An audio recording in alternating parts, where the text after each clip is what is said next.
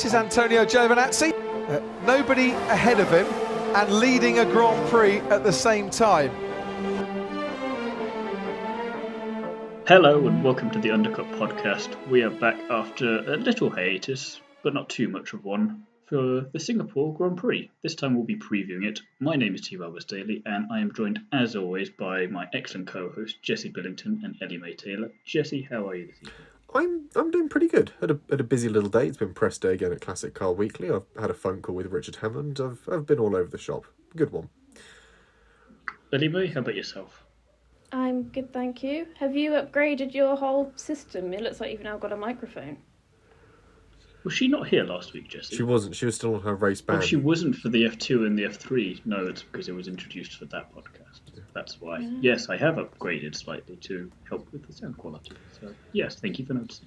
Hopefully the one guy that comments on our YouTube videos will actually notice this and will stop commenting on it religiously every week. It was quite amusing to see that continuity through. So well, the one good thing is his name, but it's very appreciated that you comment and that you are making us better. Last lap something or pit lane something, but whoever you are, thank you, because what it is it's interaction with our content which promotes it on the YouTube algorithm. So we're not complaining.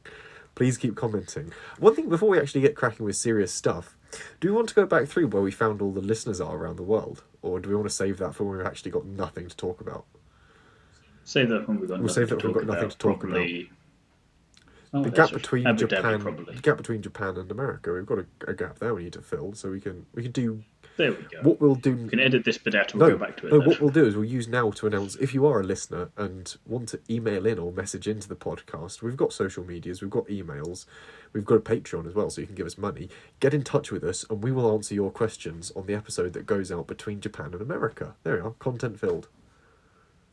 Excellent. Now we can smoothly segue into what the hell has happened. And it's been a couple of weeks, and we do actually have some news, which is quite good, because it means this isn't just going to be a very short and sweet segment. First up, Robert Schwartzman is going to drive Ferrari in FP1 in Austin, part of one of their mandatory rookie/non-permanent drivers that gets a test session at least. And it's good to see him back on the grid. And we think we touched upon this in our F2 podcast for the triple header a couple of weeks ago by the time you listen to this. Well deserved, Jesse. Yeah, it's a well-earned drive. He's a decent little wheelsmith, and it'll be good to see him get back behind the seat of this year's spec Ferrari. I say this year's because both he and Antonio Giovinazzi did some testing at Fiorano in, I want to say, the 2018 chassis. Again, just to keep a feel in it, development and all that, and just sort of keep them within the Ferrari fold. So yeah, it'll be nice to see him back out on circuit and getting to drive in the big league as well. He's been given the Ferrari as opposed to sort of handed a Haas or an Alfa Romeo to do the Ferrari engine work at least. So it's interesting as well that which teams choose which drivers to do these sessions, because you can tell if they're prioritising development or if they're wanting to promote potentially drivers into either the junior teams that they have links with or into their own team in the future.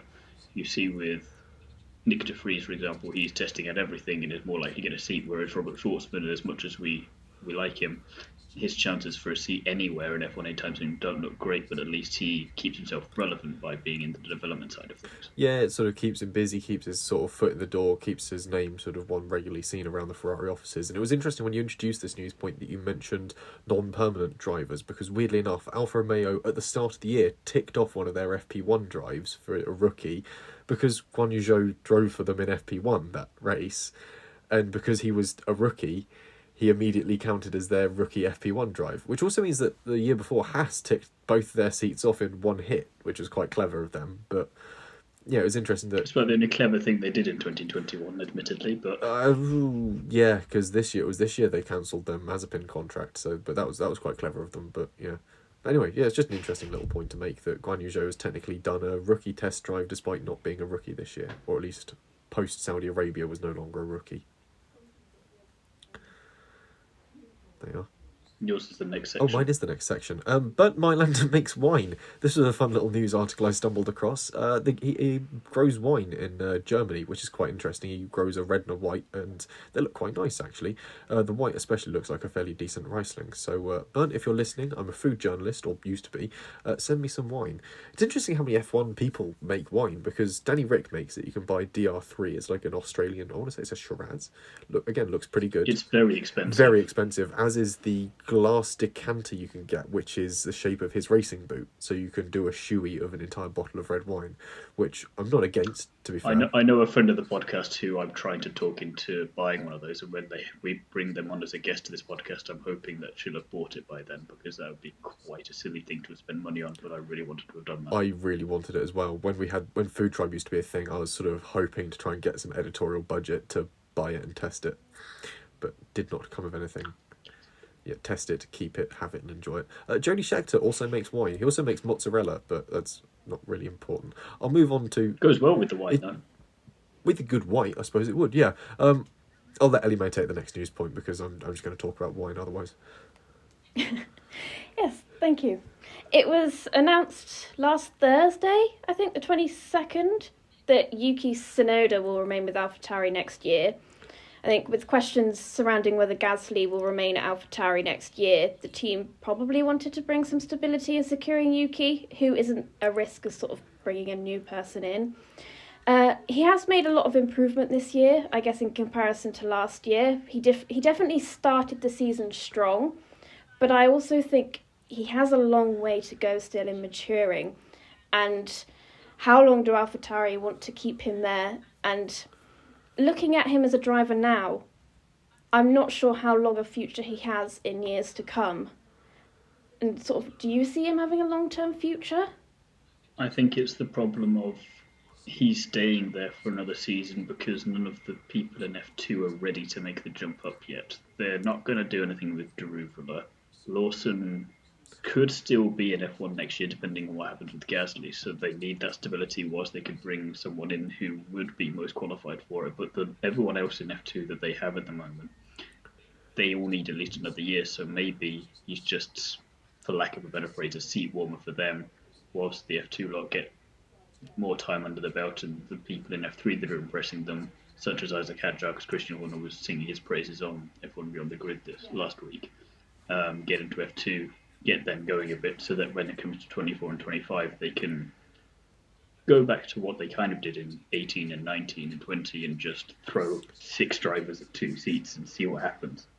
So I think Yuki, definitely a make or break year next for him, and if he does really well, that's going to cause a lot of problems for Red Bull, but that's a great problem to have at the same time. Yeah, it'd be nice to see Yuki do well next year. He's definitely come on a long way as a driver. He's really sort of honed it and finessed us to sort of what he's doing. He's found his motivation, his feet, his form, and it's good. It's good to hear. But the interesting thing is that this actually leaves Pierre Gasly. He's probably ready and already has like paperwork ready with Alpine, which is where everyone's sort of guessing he's going to move to. But the thing that's holding him up is whether or not AlphaTauri can find someone to fill in for him when he moves.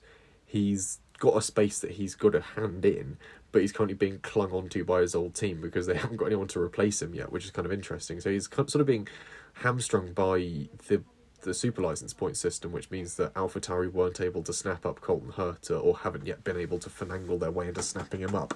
There are ways of getting Colton Herta enough super license points before the end of the season. You can literally chuck him in every goddamn race series there is, and by the end of, I think, by Christmas, he'll have enough points to have a super license, which means that he could be in Formula One by next season. But whether or not Alpha... That is a lot of money to throw at a driver that, as promising a talent as he is not necessarily everyone's first choice of who you'd snatch from IndyCar and put into F1. So yeah, it's maybe thinking, we'll let this happen naturally, and then we'll have another look at that next year when if we do still need to get him some extra super license points, it'll be cheaper and quicker. Yeah, they can put him into a Eurospec series, they can stick him in an F2 seat, they can probably find an F2 seat somewhere, they can stick him in a DTM thing, they can stick him in Formula E, they can find something and get him to do FP1 drives and all sorts here and there to get the points.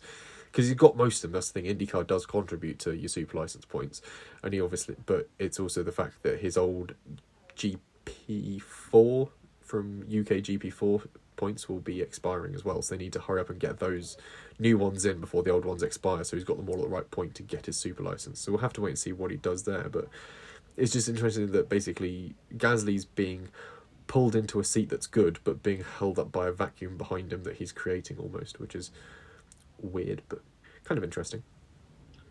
What is weird and interesting as well is next year's calendar, which has been released, 24 Grand Prix, which is really pushing it now. And in terms of also pushing it, it's frustrating, is the polite word, with the less expletives. You've got Spa in July, which is just nonsense. You've got a supposedly climate-friendly approach that sees them going from, what was it, Austin to Qatar to Vegas or something similar, something along those lines, and then Brazil to Abu Dhabi as well, to kind of mess it all about there. It's all messy. Do we not head down through the Americas, then go back to Vegas, then to Brazil or something? Canada's also in Europe. Yeah, Canada's still I in was the going to European say leg. about that, yes, Canada, yeah, they go Baku, Canada, Monaco, then go to Miami or something, and then back to Spain. And just put Canada at the point is, beginning even of if the that's not American totally leg. accurate, it is just messy all over. And supposedly for people that were going to group races together to make it a little bit more environmentally friendly, they've just decided to do the opposite of Limitless and decided to use 0% of their brain. And Isn't Spa as well? Isn't there already a race going on that weekend? They haven't actually liaised with Spa to check Spa. if no one else is there. They've double booked a racetrack. That could potentially be problematic. I agree with you there, Ellie-May.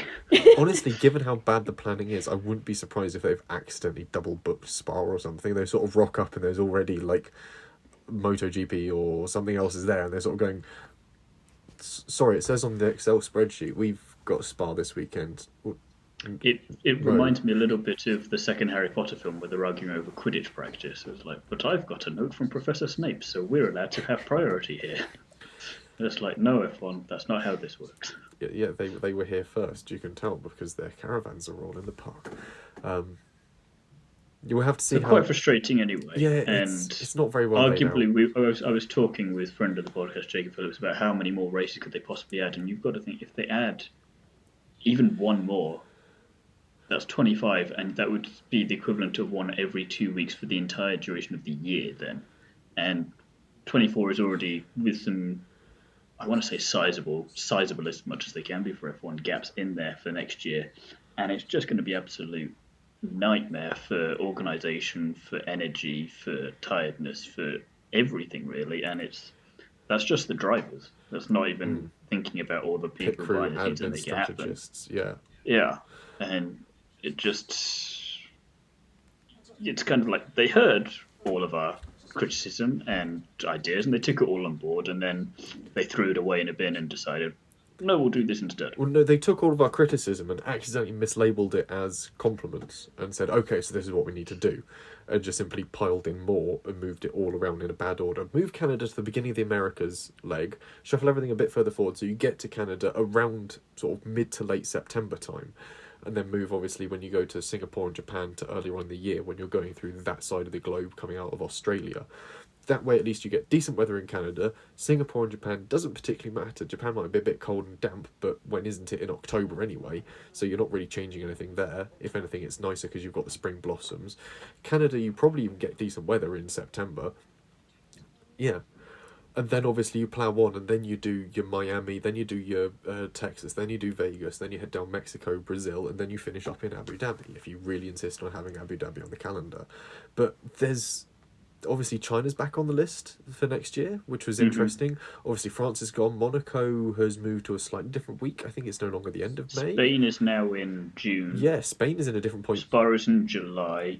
Vegas and Qatar are there.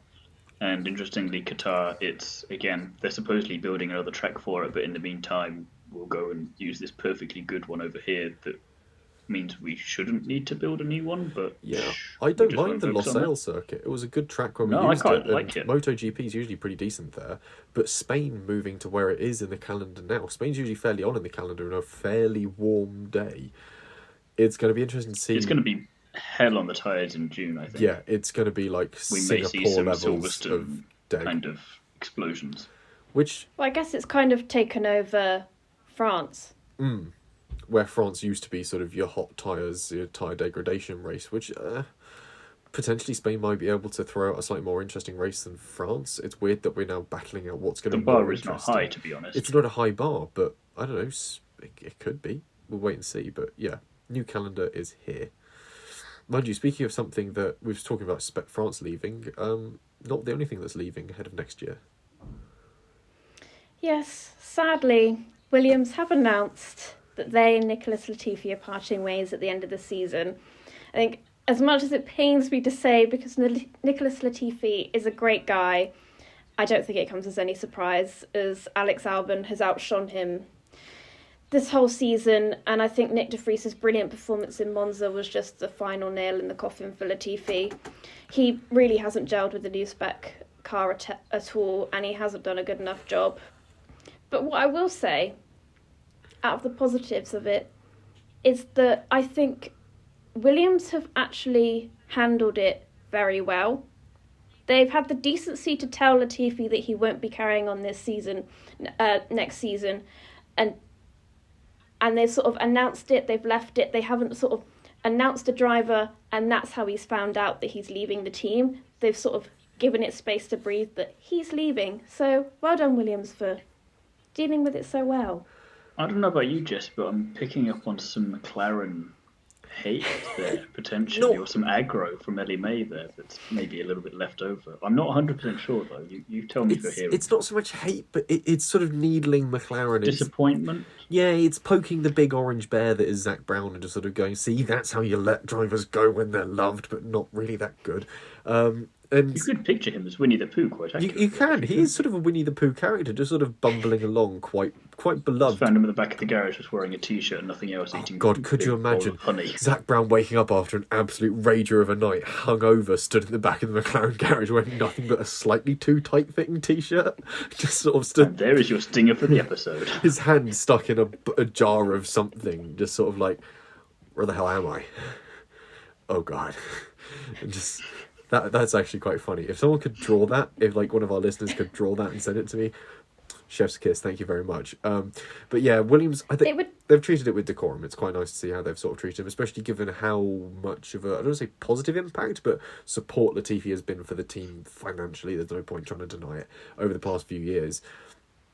They've given him a fair shake at the stick, and he's known that he's not always been up to scratch, but they've not been under any illusions with each other about what's going on there. They've both been very honest with each other about the situation. I don't think they're parting ways under bad intent here, and they would have likely sort of given him a glowing review and said, off you go enjoy IndyCar, you're welcome back into the paddock anytime, you're a nice enough guy, thanks for the Nutella. And he's just going to go off and make organic Nutella on a farm, like F1 drivers sometimes go and make organic stuff, as we touched on with Jody Scheckter and his mozzarella.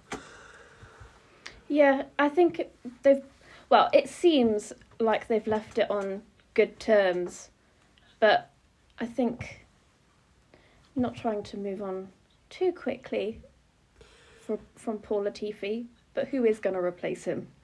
Probably Nick de Vries, to be fair.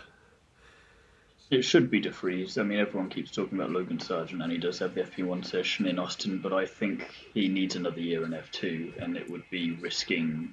Everyone's looking for the next Max Verstappen without realising that you need to be a Max Verstappen kind of quality, and nothing against Logan. He's probably and is a good driver, and is possibly got the makings of a great driver, but he's already, if we're comparing them age-wise, he's already not doing anything near as much as Max was doing at his age.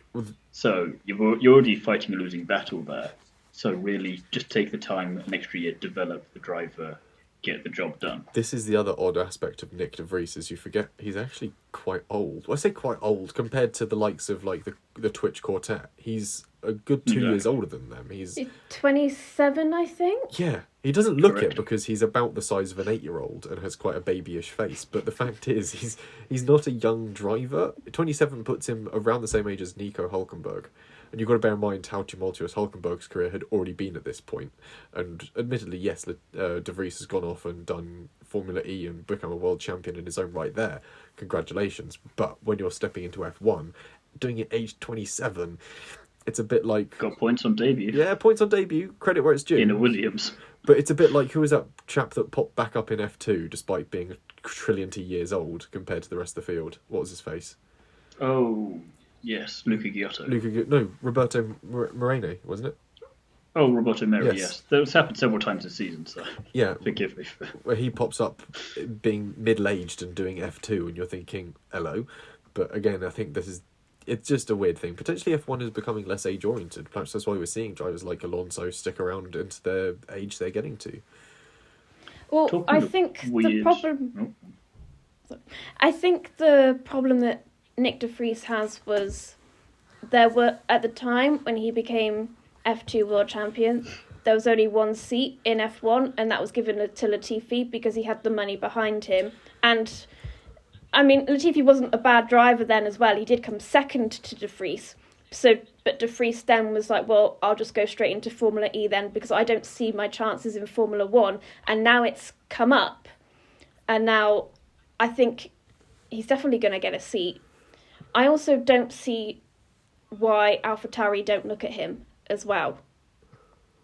I think possibly... Well, if the rumours are to be believed, they possibly are. They might do, but equally they've got the problem with the fact that he's very Mercedes linked. If you look at all the teams he's done FP1 drives for so far, they've all got Mercedes power units. He's been in the paddock being sort of Toto's mini-me, quite literally, for how many race weeks this season. There are links there that potentially Red Bull I'm might waiting not for the be able calendar to- with those two to come out for next year. It would be like Arnold Schwarzenegger and Danny DeVito in Twins. If you could have, if someone could remake the poster of that with Toto Wolff and Nick de Vries. I think again, you know what you're doing tomorrow, Jesse. I haven't got time to Photoshop that, but I'm sure, and I'm not very good at Photoshop. But if there is someone listening who is, please Photoshop it and send it to us. We'll put it on the socials. We'll tag you in it because I reckon, yeah, Nick de Vries, Toto Wolff, Twins, Danny DeVito, Schwarzenegger parody would be quite funny. Speaking of things that are quite Talking funny of or weird older blokes coming back to F1, Flavio Briatorre is back with a role on the commercial side of the sport and apparently an office right next door to Dominicali when they get to Grand Prix circuits. And what's even more amusing about this is that it comes at Singapore. And you've got to think someone in the marketing department must have noticed that and just didn't notice. Or just decided this will be funny for someone else to have to deal with. And it's an interesting one because Briatore went from lots and lots of success to you're indefinitely banned from Formula 1 to okay, you're not, but you also have now said that you never want to come back to the sport to I'm coming back to the sport. So it's a very Flavio Briatore approach to things. I think he still manages Fernando Alonso as well, weirdly enough. But we'll explain a few things. yeah, well, I know he's definitely still in contact with Alonso in some sort of professional capacity. But yeah, for younger listeners, the reason why Briatore was banned from Formula 1 was because of Crashgate, which involved basically them fixing the outcome of a race by having one of their drivers crash in an inoperable or irrescuable area of the Singapore circuit. Which, amusingly, the driver in question probably didn't need too much encouragement to crash because it makes Nicholas Latifi look like an absolute reliable driver, gem yeah. when it comes to It was reliability. Bruno Nelson Piquet Senna? Jr. Nelson Piquet Jr. I knew it was one of the iconic names, but a junior, wasn't it? And yeah, so he all the talent of the name taken away by the junior side of it. Yeah, he stuck it in the wall and essentially secured Fernando Alonso a win in 2008. Yeah, it was, wasn't it? Which was it was just sort of an interesting move. And it was Alonso returned to Renault at that point as well, which he's sort of returned to this year as well. He's back at Renault rather. So yeah, a lot of the right bricks falling into the right places. All of the conspiracy theories coming out if Ocon has any kind of boo-boo this weekend. Oh, could you imagine if it's the other way around? If Alonso drops it because Ocon is higher than him in the standings at the moment. Somehow, yeah. Yeah, it's just esty bestie brilliant. So if Alonso sort of drops it at a slightly suspicious location on the circuit and Esteban Ocon retains a podium finish or something, it's going to be an interesting one. Mind you, not that Renault have a good record around the circuit. We'll touch on that in the next section. On a side note, did you know he dated Naomi Campbell? What, Flavio Briatore? Yeah. He did what? Yeah. 1998 to Not even 2003. And then he dated Heidi Klum the year after. He also partly owned and was the chairman of Queen Park Rangers. The QPR thing doesn't surprise me as much, but the fact that he dated But the Naomi Campbell... and Heidi Klum. Yeah.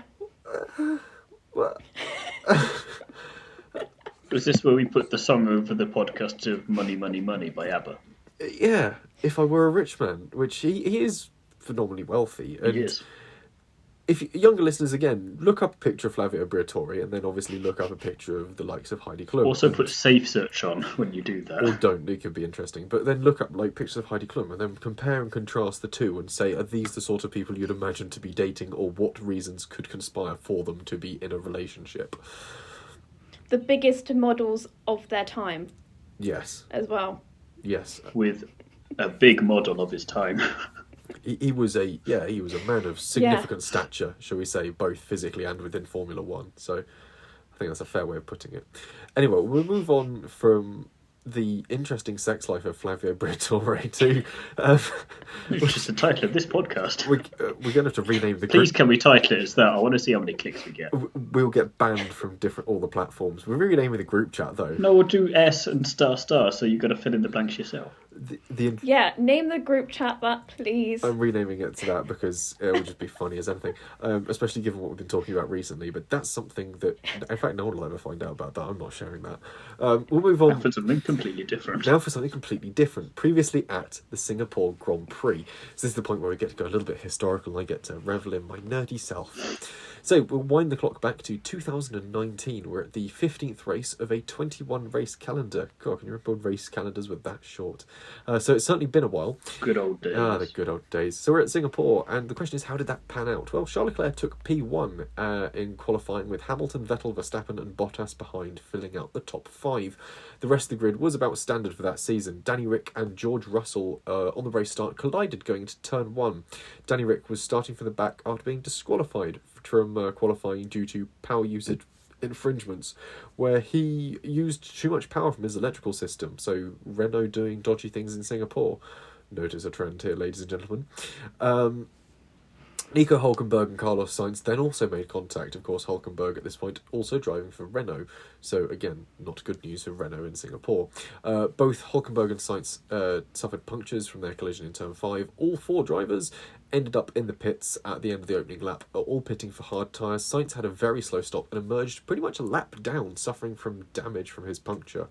The lead pack also didn't race away from the field, as they sort of tend to do, and especially as we see these days, because they were conserving tyres and also monitoring engine temperatures. Singapore is a brutal circuit for tyre temp and engine temp. It is hot and humid. You'll have seen on social media prior to this all the drivers doing humidity and temperature training, or in Bottas's case, just going into his personal sauna and having what looks like a nice time of it, really.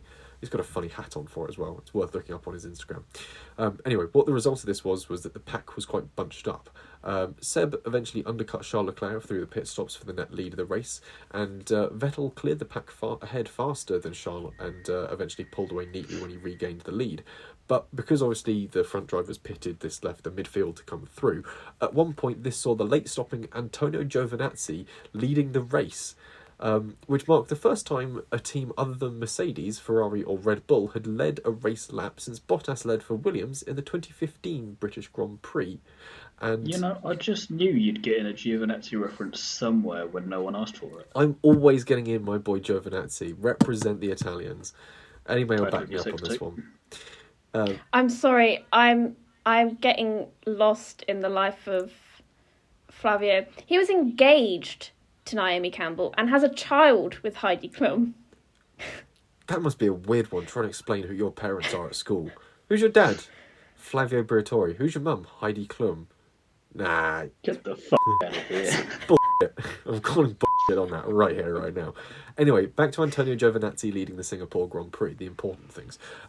First time that any team other than Mercedes, Ferrari or Red Bull had led a race lap since Williams in 2015 at the British Grand Prix, and the first time that Alfa Romeo had done so since Andrea de Cesaris led the 1983 Belgian Grand Prix. I think there's also a premiere appearance on the podcast for Andrea de Cesaris, so well done to him for finally making it on the podcast.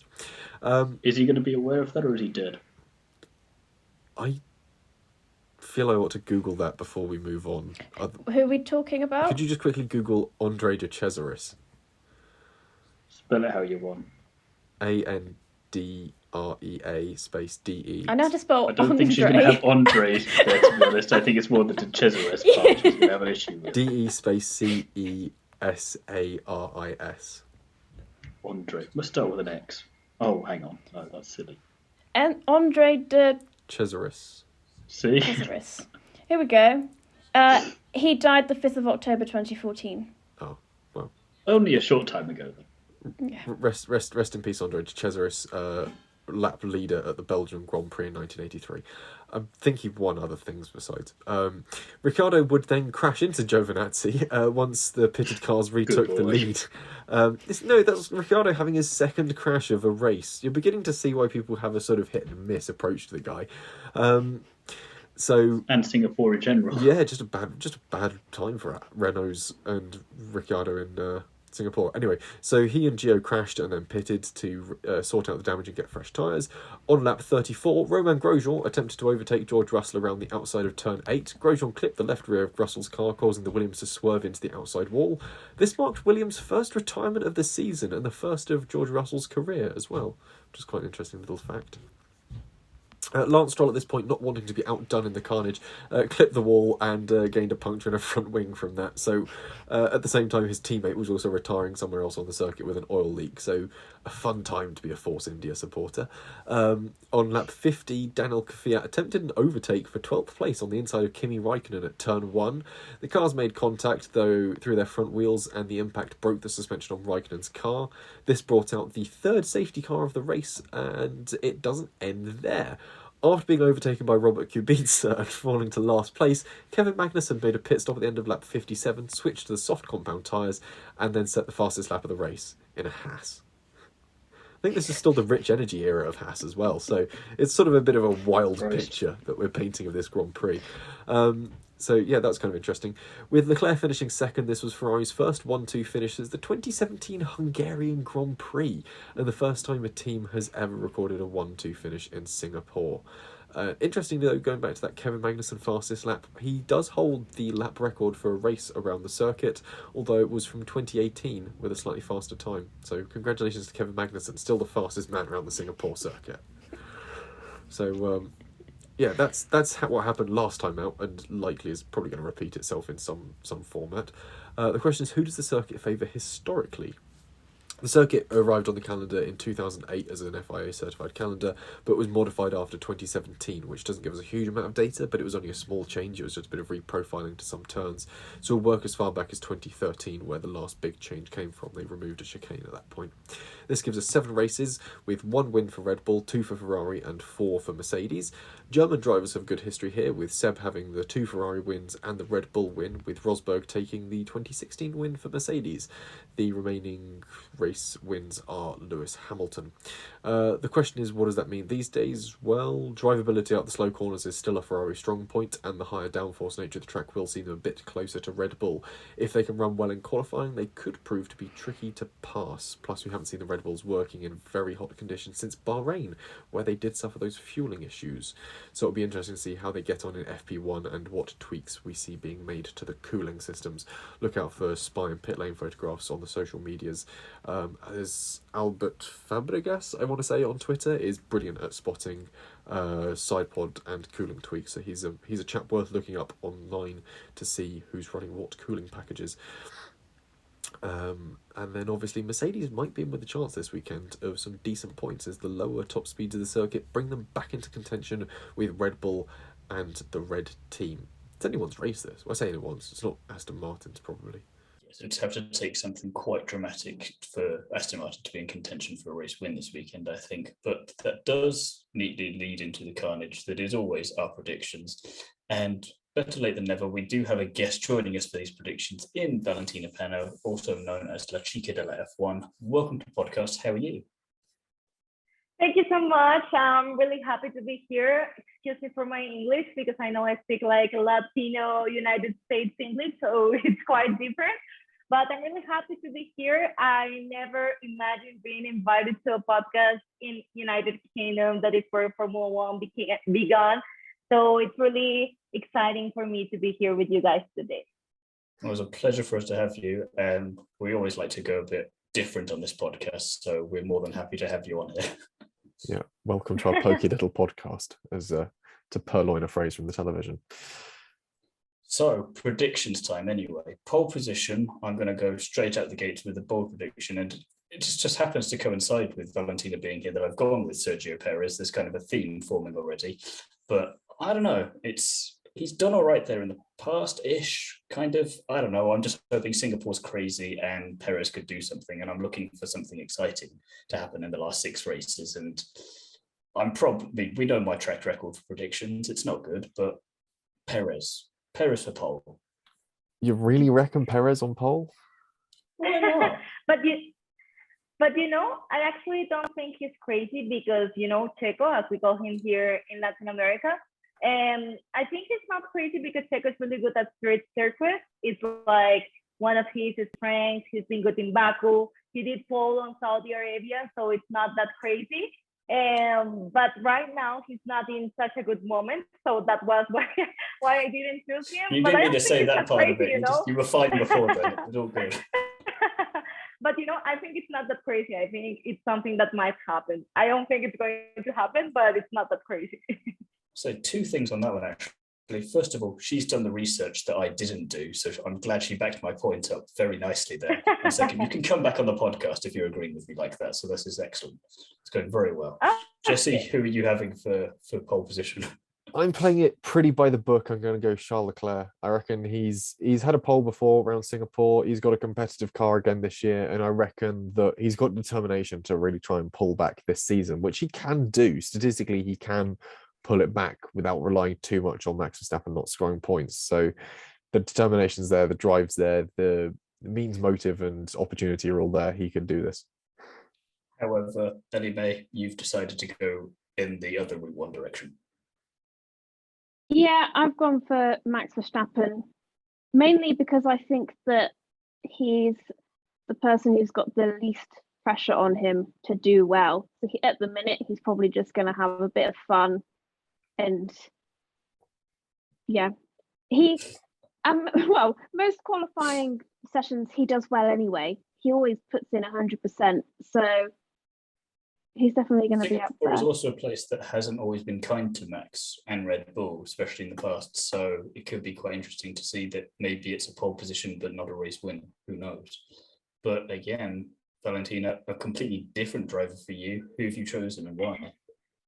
Yeah, I've chosen Carlos Sainz.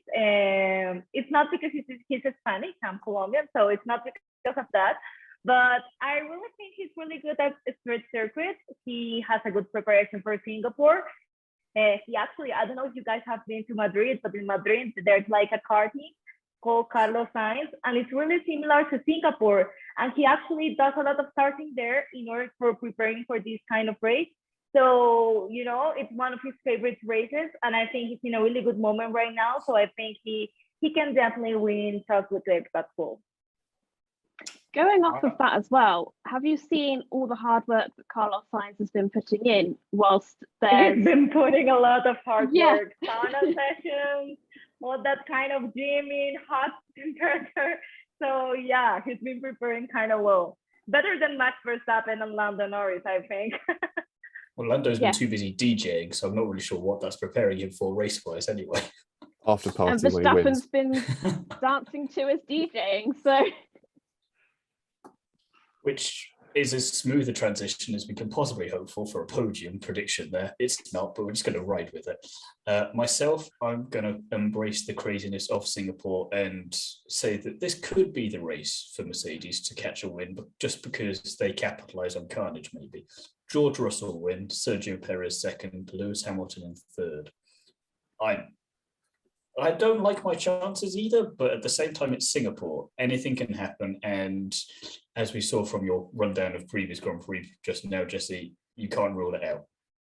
No, you can't rule it out. But at the same time, I'm kind of glad that you've gone for, again, your usual sort of wacky and wild predictions, because I'm losing at the moment in the predictions challenge. So I could deal with you to not score points while I at least score some. So if it looks like I've played anything a bit straight and down the line this week, it's because I'm just being competitive in a competition with no prize to it. But Yeah, that's a pretty standard Thiemo podium there. Which you're saying you've gone pretty route one. Who have you gone for? Like, I need to ask. Verstappen win, Charles Leclerc second, Carlos Sainz third. I can see it happening. Just it's a logical choice, really. At this If it point. happens in an exciting way, I can accept it. Oh, when we get to my wild prediction, I guarantee there's going to be some excitement across the weekend. I don't necessarily think the top three are going to be exciting. I don't like your wild prediction, but we'll get to that in a minute. Ellie-May, who do you predict is going on the podium? Max Verstappen win. I've put Perez second for the exact reason that Valentina perfectly said, in that he did a really good pole position lap in Saudi Arabia. So, and he was just unlucky in Saudi, I think, if I remember rightly. So I think it was the pit stop and the safety car, I think, that screwed him there. Yes. So I think he should hopefully be quite good in Singapore, and then George Russell for third, because Mercedes always somehow end up on a podium.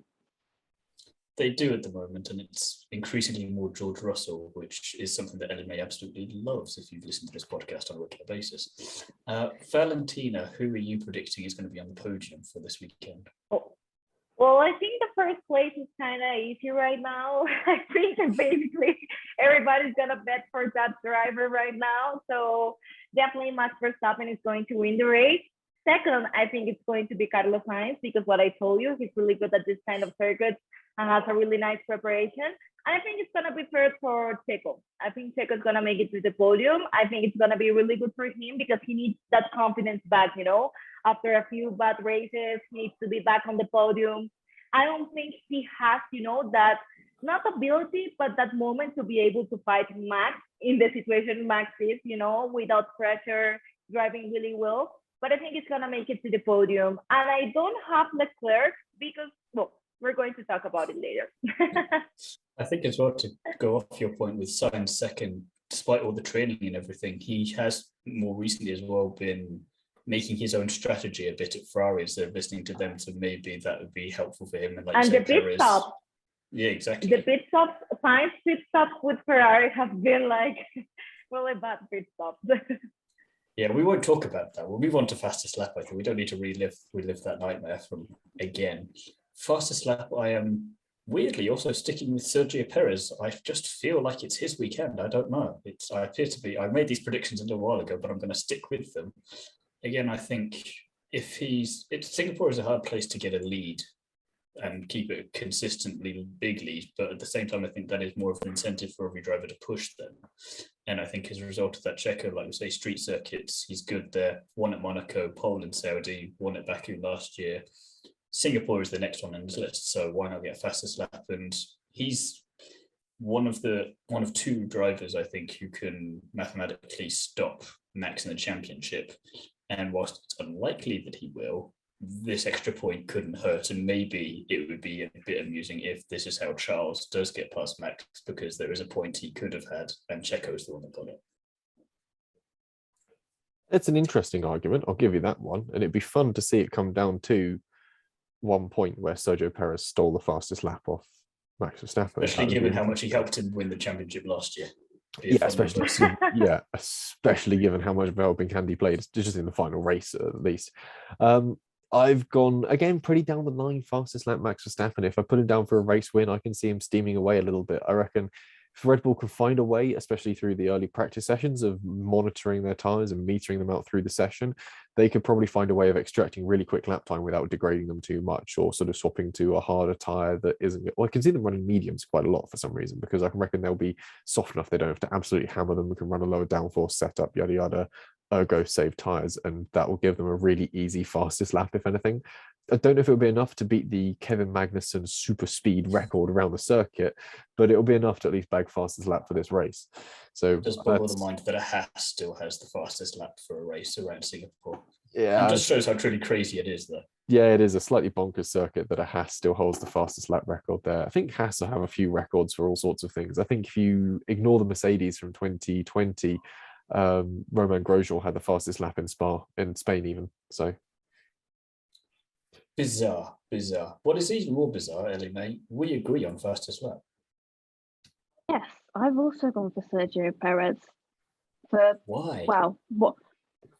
Well, for everything that we've already said, I think for Fair enough. I said a lot of sensible things. yes, for Or some rather, reason Valentina did, and I stole her reasons.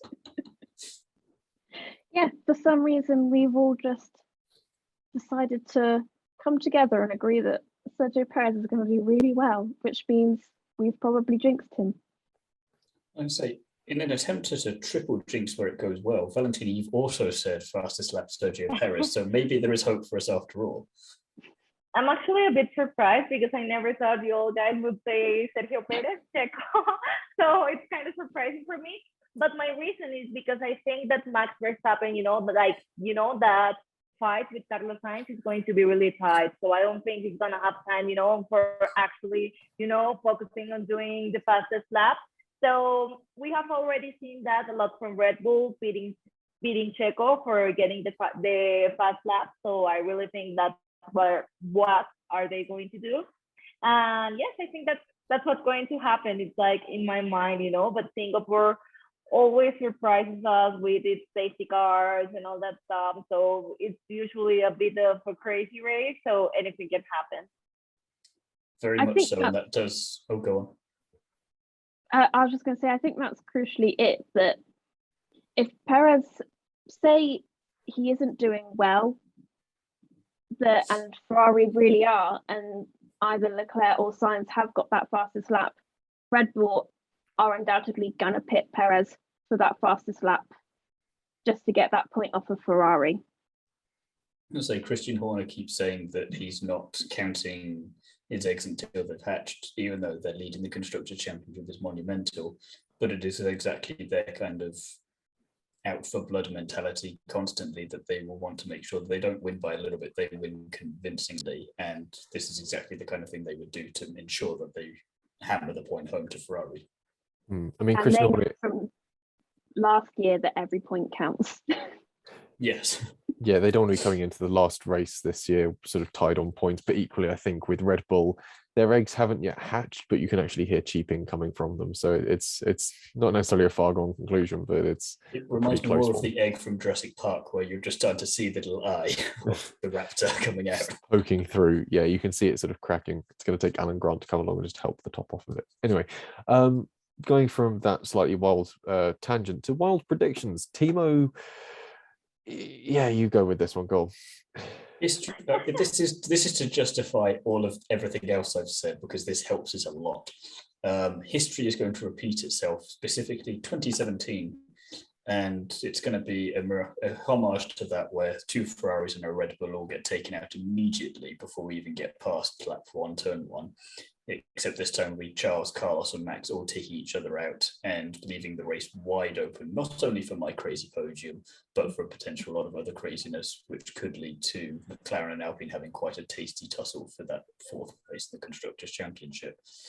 I think as much as we want to see Charles claw back some points, we don't trust Ferrari as a team enough to make it happen. So if he's going to get taken out, we might as well do it early on and rip the Band-Aid off and just get on with the racing. And that is my brutal logic there. Jesse? It's a pretty sound logic, I'll give you that. But I mean, again, this says a lot about how weirdly seriously I'm taking the predictions challenge, because I've just gone, there will be a red flag incident. Straight up. I don't like this because you're just too broad for Singapore. Red yeah, flag, I agree. Look, I previously, wasn't allowed I to be think that that's broad. so normal. It's so normal to have a red flag. I mean, that's not a wild prediction. That's like a normal prediction for Singapore. I mean, you're being what in Spanish we call tibio. You're doing like the easy way. You're being, I'm just going to go for the easy choice because it's not going to happen. Right. I'll mix it up. I'm going to say, Ellie-May, I think we're in agreement here. Valentina can come back anytime, yeah? I'll mix it up. I'll say there won't be a red flag incident. Given what we saw with Monza and the fact that we didn't see a red flag when really one should have been flown, because we don't want to end the race like we did in sort of with all that sort of malarkey, I can guarantee they're going to be they're going to probably not learn their lesson, as Formula One and the FIA seems to have a habit of doing, not learn their lesson, not fly a red flag when there really needs to be one, and we'll have tractors moving around on circuit with cars dangling from them, with cars going past it, which we know to be unsafe, but the Formula One, it's just going to persevere with that regardless, and we won't see a red flag. There's the wild prediction. F1 doesn't know its lesson. Red flag now. Ellie-May, I think it's what still is quite your simple. world prediction? Latifi isn't going to crash in the race. And if he does, it's not going to be through his own fault. When we say his fault, though, are we counting mechanical with the car? If No, a because wheel falls off and spits that's the not wall, his not his fault. fault. Well, yeah, but it's still. Are we making the distinction between it's someone punting him off, or is it the car, or are we encouraging both of those? So like, isn't his fault is like mechanical issue or like someone hitting him, things like that. Fair And enough. obviously the crash. I'm just getting this done because next week, if this happens, we'll have an argument, and I don't want to. I want to be able to go back to it and say, "Look, It'll be set the very rules niche. out." It'll be that point where we're sort of looking back at the replay and going, does he drop it before Kevin Magnussen runs into him, or does Kevin Magnussen run into him and then the crash happens? We were sort of watching it back in split frames. I'll be watching every replay that is to make sure that it wasn't his fault. Just We'll see no, Ellie-May at the if you see, skypad with Karun just winding it down slowly. you're sort of literally going frame by frame. If you look before he hits the wall, you can actually see that the front track rod's broken, so that's what caused him to crash. But the wall actually moves to him. Yeah. When he hits this wall, the track rod is already broken. But what about the wall he'd already hit? That's not the point. If you look at this wall that he is about to hit, track rod's already broken.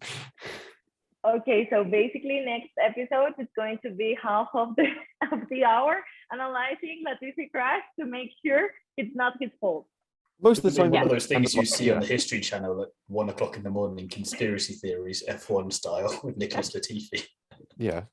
Most of this is usually arguments anyway. It's just the fact that this time it's going to be around why Latifi crashed as opposed to Latifi crashed. Talking of crashing though, Valentina, what is your world prediction for this weekend? I think Leclerc is going to crash and he's not going to finish the race. I don't know. I just feel like street circuits are not short circuits. Maybe Saudi Arabia was the only good one he had because he was fighting till the end with Max. But Monaco wasn't good. Okay, it was not his fault, but it wasn't a good race for him. Baku, he didn't finish. So I don't know. I think it's going to be a really tough problem for him, the walls and everything. I just think he's going to crash. I have that feeling. I had the same feeling in Baku, and it happened. Not a crash, but he didn't finish. So. But he did get on the podium in Miami, so. Yeah, but that was a car park, not a street circuit. It's really different in Miami. Yeah, I mean, Miami is a bit different from the other kind of street circuits, you know? I'd like to say that we talked about beforehand to coordinate our attacks against you, Jesse, but this is just happening naturally and I'm loving it. No, all you're doing is going out and finding people who sort of have a similar viewpoint to you and just inviting them onto the podcast just to sort of berate me, isn't it? That's all this is. You've got no proof of this. This is why you find out when it's just Ellie and I against you. This is why you go off and find the guests, isn't it? Pish posh. Anyway, before we wrap up, I feel like we should ask Valentina what her thoughts have been on the season so far and what she's most looking forward to happening in the last 6 races. Well, I think it's been like a really exciting season. Many people they have in mind what happened last season, you know, like all this polemic stuff, Max, Hamilton, and many of my followers on Instagram and TikTok, they are like, oh no, this is not such a good season because we don't have the fight. But that was more because of the outside fight, you know, outside of racing, everything that was going on the media. But this season has been, you know, like much more competition, even though Max has been leading, you know, quite easily. We have like really good races like Hungary and many good races. Silverstone was amazing. I mean, it's been like a really good season. And I think like these new rules are really helping the sport. We're having at least, you know, like at the middle table, we're having much more, I don't know how to say, like it's much closer than before. And this second part of the season, we have seen like a Red Bull that's been more dominant than the other part of the season. And I think it's quite, you know, I feel quite sorry because all of the mistakes that Ferrari made, without that, we could have had like right now a much, you know, like definition, much closer, a really good fight between Max and Charles.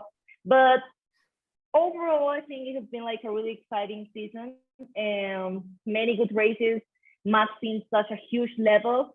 And Ferrari kind of showing that they're not, I don't want to sound bad. You guys are not Italian, you guys are British, so I think it's going to be fine. But I think Ferrari is not anymore a top team, you know, since Michael Schumacher left, they forgot how to fight for championships. All the mistakes they did with Alonso, with Vettel, now with Leclerc, you know, it's not only Binotto, it's been like, you know, like a constant for the last years. So I think it's really sad, the situation. And I really hope next year Ferrari, you know, can actually set up a little.